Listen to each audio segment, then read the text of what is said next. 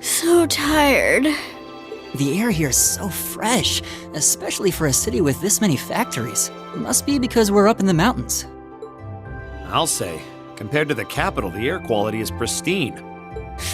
Well, the capital does have a few 100,000 more people living there.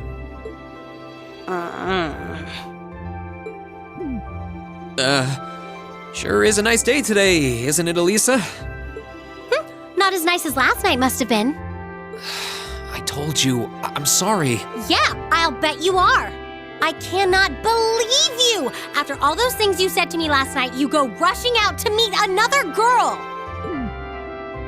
Ooh, the skies might be clear, but I'm sensing a stormy forecast today.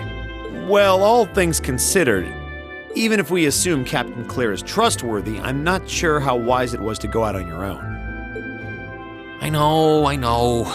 In hindsight, I regret keeping it to myself. Still, it was pretty bold of Captain Claire to show up alone to meet Rean. Even dressed down, I wouldn't have thought she'd go out alone with the provincial army on patrol. I'm guessing she's more than strong enough to handle herself. Not sure what her weapon of choice is, though. I wish I could have seen her all dolled up, though. But she was a real knockout. Come on, that would put a spring in any man's step. I don't blame you for sneaking out alone.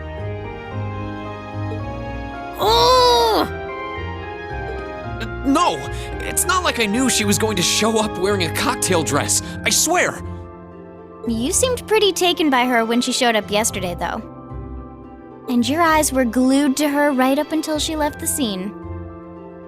Oh, really? So while we were enjoying a quiet evening, you were out carousing with a beautiful woman, were you? You lucky son of for shame, Rean! We're here representing the Academy on a field study! I swear, you guys are just making things up at this point. But thanks to the information I got from her, we have a pretty good idea what's going on here in Ruhr. And now that we know, we should be able to do something about it. What do you think, Elisa? Yeah, I'm in. So in short, the first factory did something to catch the eye of the railway military police, prompting an inspection. And all the while, the provincial army has been here blatantly trying to prevent them from doing that? Let's not forget that the first factory is run by none other than the noble faction. I know that the divisional directors have been operating without much in the way of executive oversight for years now. But Mother always allowed it. She thought that encouraging competition among the divisions would yield more innovations. I never thought that'd lead to something like this. Seems like the lesser of two evils. By the way, hearing about the first factory made me curious. Do the other divisions have their own political allegiances? Well, to give you a basic idea, this is a bit oversimplified, of course. Divisions are made up of many people, and they all have their own opinions. But the positions of each division's directors are clear as day, though.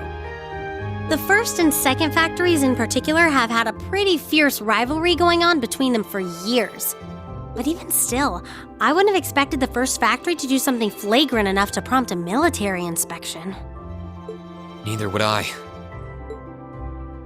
All right, we're gonna do whatever it takes to get to the bottom of this. And when we tie this up all nice and neat for her, even my mother will have to admit she's grateful to us. Sounds like a plan. That's the spirit! Offhand, I'd say this falls under the scope of our field study too. Thanks, everyone. Sounds like we're in for a ride. Anyway, let's take a look at the field study tasks Sharon gave us for today.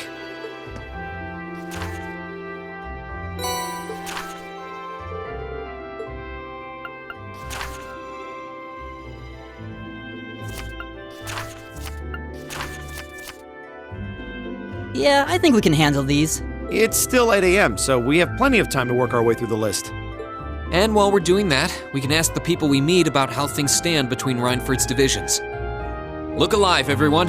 It's time to get to work. Right. Roger. Gotcha.